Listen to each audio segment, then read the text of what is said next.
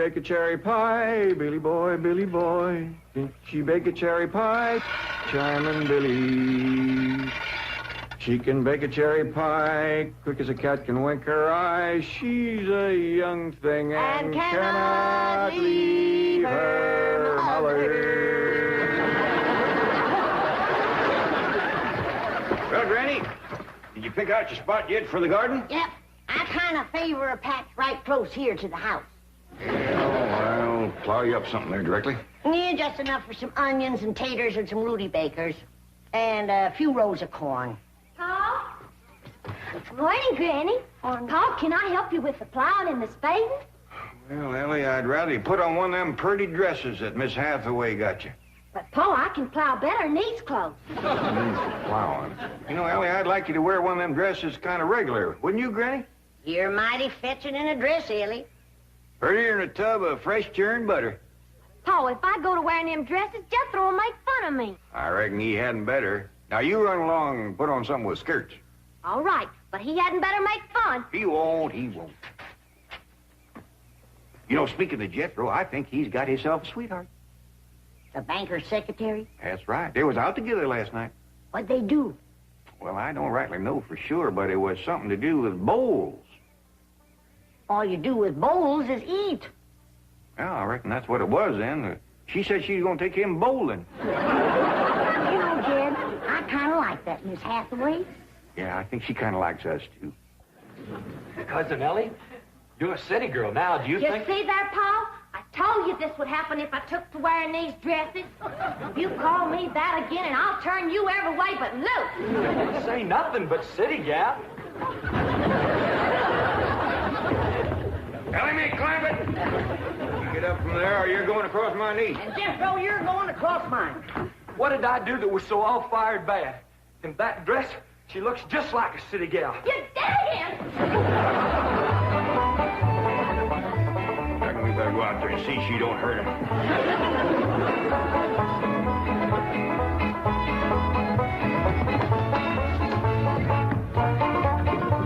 Ellie Mae! Me, Ellie Mae! Jethro, now that we living in the city, you got to learn to use the steps. You'll be happy to know that I'm making splendid progress with Ellie Mae. She's turning into quite a lady. Fine. But it's Jed, Granny, and Jethro we've got to work on. Clothes, manners, the works. What have you done about servants? That's a problem, Chief.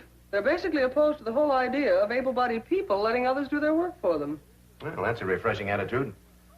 But we've got to get a skeleton staff in there somehow. A combination butler and valet for Jed and Jethro. Who'll help them assemble a wardrobe, teach them how to... Ravenswood. Your butler? Oh, he's never been my butler. Came with my wife like an overweight dowry. Been in her family for years. And with Margaret in Boston, I can certainly spare him, plus her upstairs girl, Marie. I doubt if you can sell Mr. Clampett on the idea of servants. Get him on the phone. I'll make him think he's doing me a favor by taking him off my hands for a while. Right, Chief? She had not have thrown me down on my head like that. What if I'd have been carrying a frog in my hat? You ain't supposed to be wearing your hat in the house. Well, Granny, where's a fella going to carry a frog? They jump out of your pockets.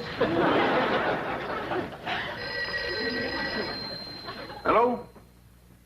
Oh, howdy there, Mr. Drysdale. Glad to have you back from Boston. Your missus come with you? Oh, that's too bad.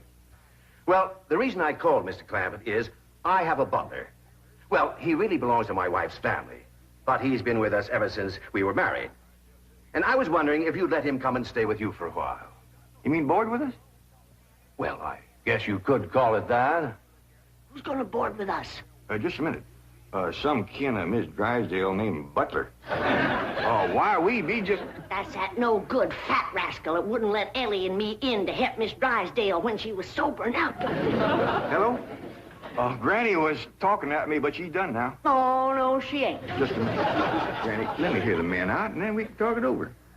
Yes, sir, Mr. Drysdale. I'm a-listening now. Well, in addition to Ravenswood, he's the butler, you can also have my wife's upstairs girl, Marie.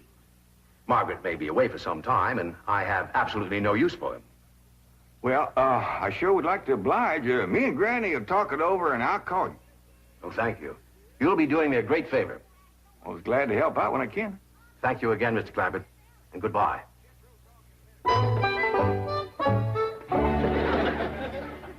Is somebody coming to live with us, Uncle Jed? Maybe, Jethro, maybe.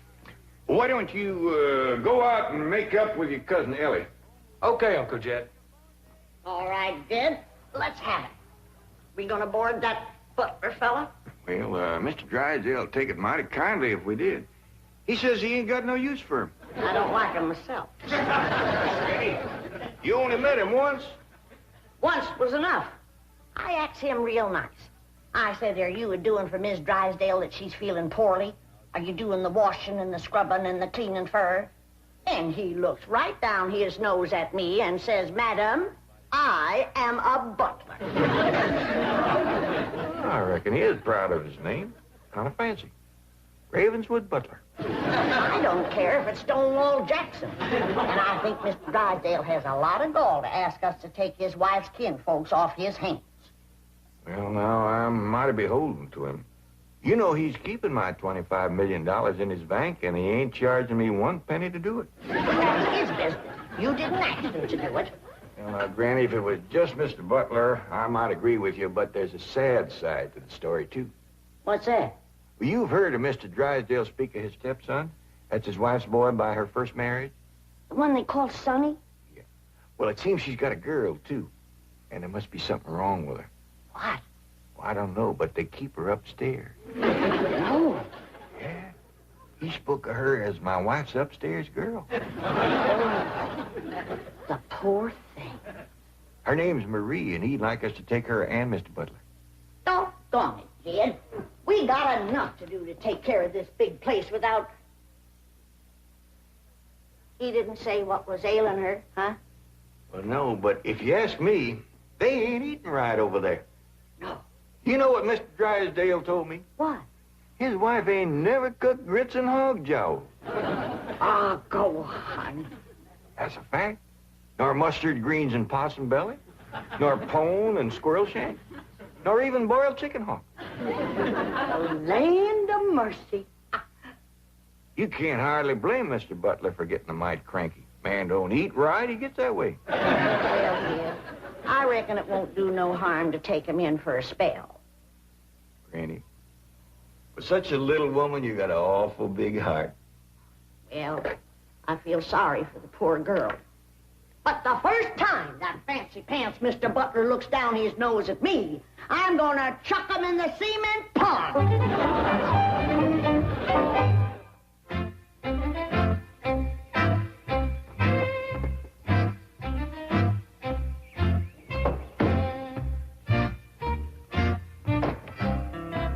Now, I'm doubling your salaries for the length of time you stay at the Clampett home. But if one word of this gets back to my wife in Boston, you're both out of work with no references. Actually, you will find the Clampetts to be basically fine people. All they need is a little polish. Polish. They need sandblasting. However, I think Miss Hathaway's plan may overcome their initial resentment of wearing city clothes. Yes, I think I have devised rather a clever strategy. To put it briefly and succinctly, my strategy is as follows. I shall propose to the Clampetts that they sit for a family portrait. As you know, my hobby is painting. Now, I shall suggest to the Clampetts that their attire match their background, which is, of course, their beautiful mansion. They will no doubt see the logic of my didactic approach, accede to my wishes, don suitable raiment, and, once they have seen themselves thus attired, take... We're in. Let's go. We forgot to dust the stair rail. I'll do it, Granny.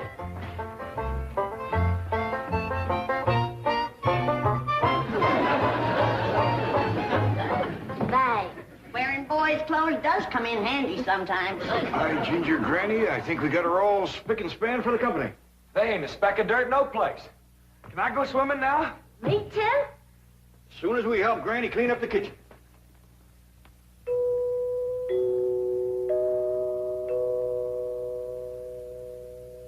There goes that music again. Sure is good. You ever find out where that comes from? Know 'em, Granny. Every single time I commence to looking for it, somebody comes to the door. Nobody to the door now? There will be. You'll see.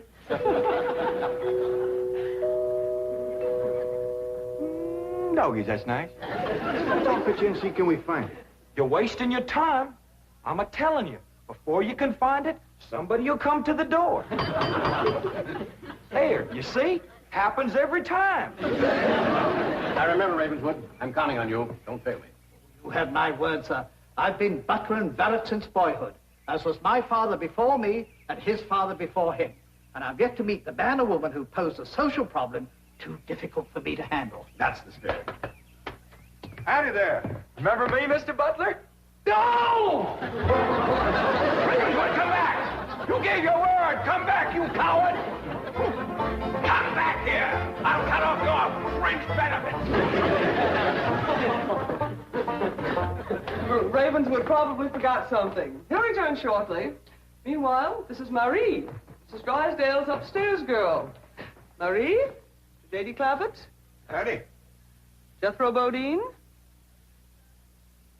Ellie Mae Clampetts, and Grandma Clampett. No, ma'am. I am a Moses. Pardon? Granny's related on my wife's side. They's the Moses family from Tennessee. Then your name is Granny Moses? Grandma Moses. That's right. There was a very famous Grandma Moses who painted primitives. I've whitewashed a few myself. I'll show Marie to her room. Listen, Marie, honey. Over here, you've got the run of the house. You don't have to hide upstairs. Ain't nothing wrong with that girl, but what some good cooking will cure her. She's half starved. Poor thing is so weak her knees keeps a buckling on her. She's kind of pretty, though, for a skinny girl. Just wait till she gets a mess of Granny's grits and hog gel. That'll fill her out. Till I'll get some of cooking. Guess that butler fellow will be coming back directly. Oh, and Granny, can we have some of that salted down possum belly that Ma sent us? Well, I reckon it is kind of a company meal. Granny, open up a jar of them pickled crow gizzards. Now, Jed, we don't want to spoil these folks. They might get to thinking we eat like that every day. Baby, will you do something nice for me? Sure, Paul. Will you go get into that pretty dress again? Oh, Paul, Jethro will make fun of me. No, I won't, Ellie Mae. Cross my heart. Why, That's my darling. Thank you. And then you be real nice to Marie. She's had a bad life. I'll be nice to her. She's pretty. Let's all be nice.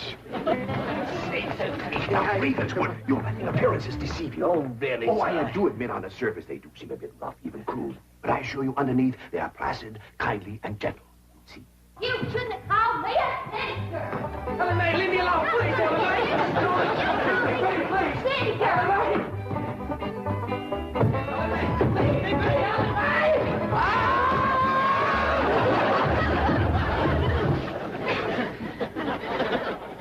Mr. Butler, don't never say anything nice to that girl.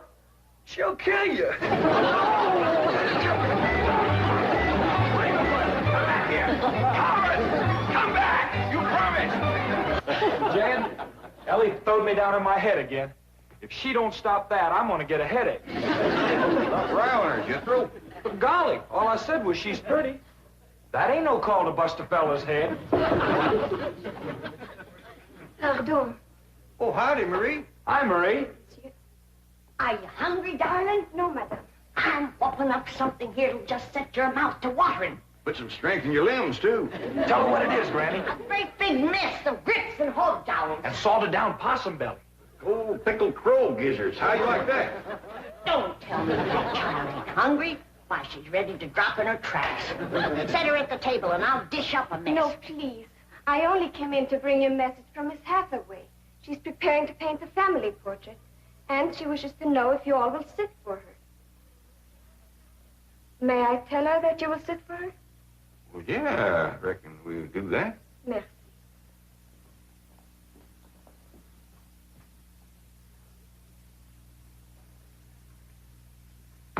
Well, let's get at it.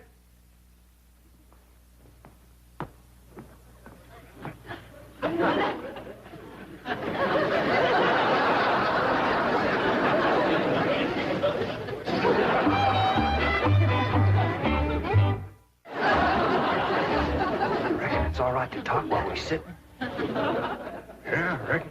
I found out something about Marie. What? She's scared of Mr. Butler. How'd you know?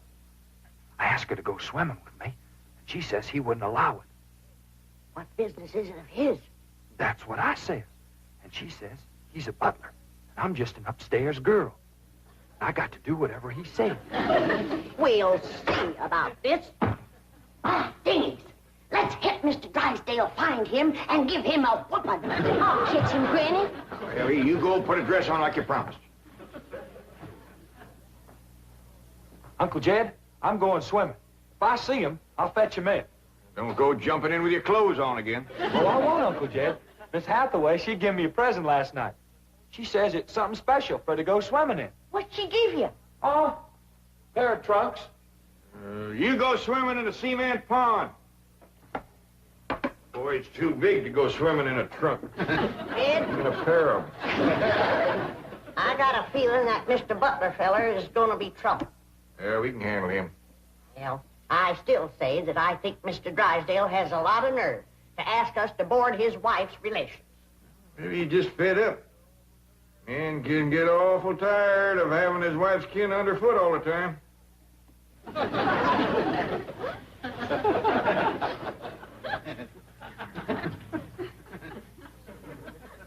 He told me that Butler fella had been living with them ever since they was married. I declare some in-laws latch on to free room and board like leeches. It takes a mule kick to jar 'em loose. You can't hardly blame Mr. Drysdale for trying to get shed of a critter like that.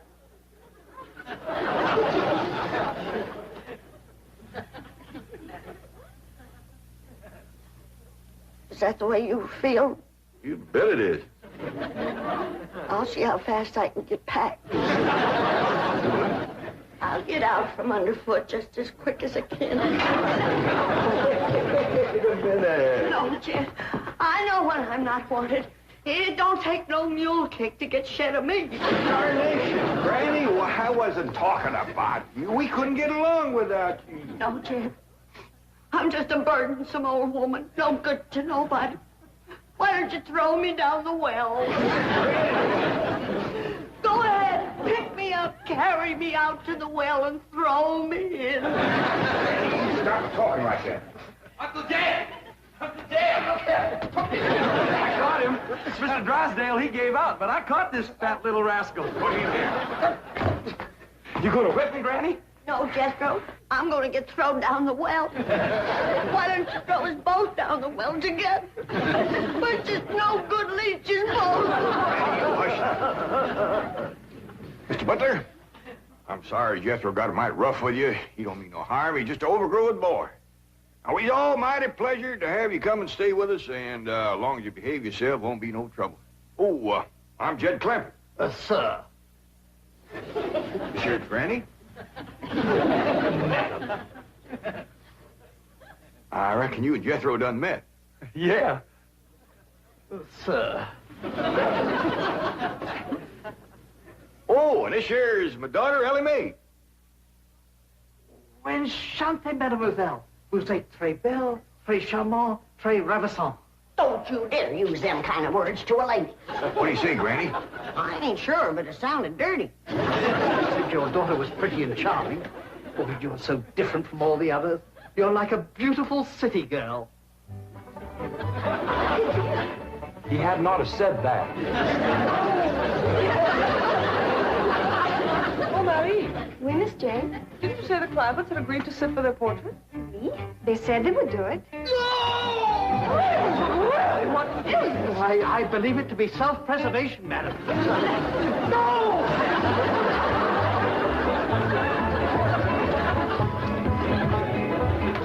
Don't take to the stairs. She'll catch you sure. Say now, let me go now, really. No! Sounds like Ellie got him. I'm afraid so. Will somebody please tell me what is transpiring? Uncle Jed. Ellie throwed him all right, but I caught him before he hit the floor. So here you are. Well, now, everything seems to be fine. You see, Ravenswood, didn't I tell you the Clampetts were kindly, gentle people? Yes, sir. Thank you, sir.